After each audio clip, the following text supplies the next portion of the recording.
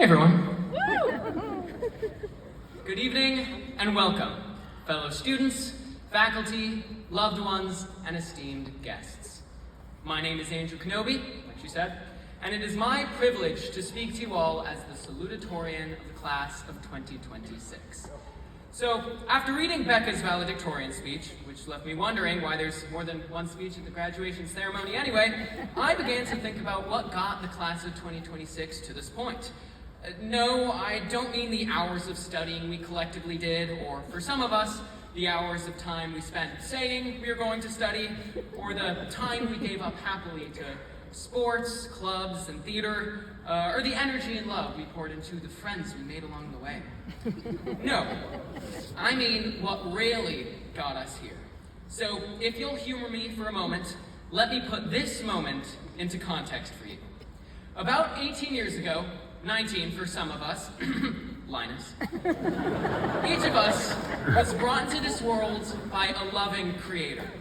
Even farther back, 250 years ago, the founding fathers got together and decided that the United States needed to be its own country, and that this new country needed to have miles instead of kilometers for some reason.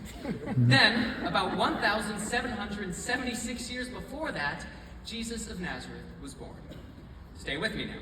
Across that entire time span, around 70 billion different people have lived and died. Now, if you think that's a lot of people, just remember that humans were living it up on Earth for about 297,974 years before that. And before that, the Earth had already existed for about 4.5 billion years. And within that amount of time, people have cured diseases, fought in world wars, started world wars, and effectively changed human history as we know it. So, after Googling all that, I started to think, how can we call our time at Houston Christian significant when it's just one cosmic blip in the grand scheme of things? Well, short answer, we can't. Sorry. But let me tell you why the things we accomplished, the people we met, and the looks we exchanged, and the bonds we formed don't have to measure up to the rest of human history, and yet already do in their own way. I think it goes without saying that we live in an unprecedented time. Artificial intelligence is actively changing the way we work, think, and live our lives for better or for worse. Global warming is still a thing. And social media provides us with an ever-present look into infinity, pressuring us to lead double lives to satiate the invisible audiences in our pockets. Despite these modern-day conditions that inherently separate us from our shared humanity, our class has demonstrated unparalleled perseverance, spirituality, and humility in a way that is foreign to most other classes of our generation.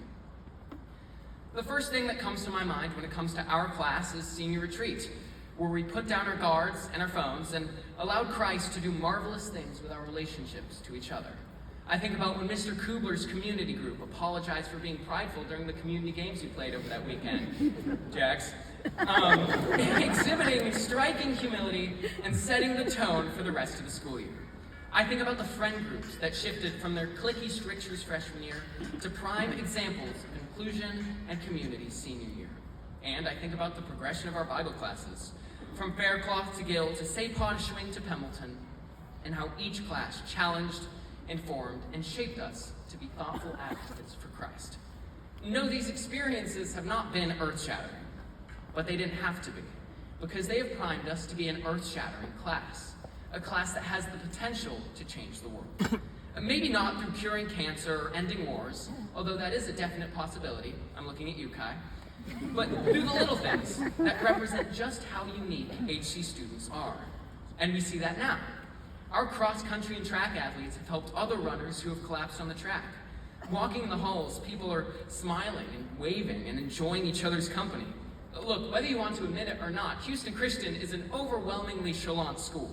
So, I think that's good. Because in a world where values and humanity are scarce commodities, Houston Christian has set us up to stay committed to what really matters: human connection. And this is coming from someone who spent most of his time at HC staring at an APUSH textbook. So, while you're waiting patiently to throw your caps in the air at the end of the ceremony, which I know you are, remember to stay committed to the real things in life. Meeting your friends for coffee, getting together for a Bible study, saying hi to someone you've never met before, whatever staying connected to humanity looks like for you. So, what got the class of 2026 to this point? Technically a lot of things. But what will keep the class of 2026 doing great things is our commitment and connection to each other, to humanity, and to the Lord. And in the future, when Victoria becomes the new Gordon Ramsay, when Major, Annabelle, and Mia all win Tonys, and when Miller Martin finally accepts my friend request, which are all groundbreaking in their own way, I will argue that the cultural difference that they and all HC students will have made on the world will solidify HC's impact on human history more than our material accomplishments alone. Thank you.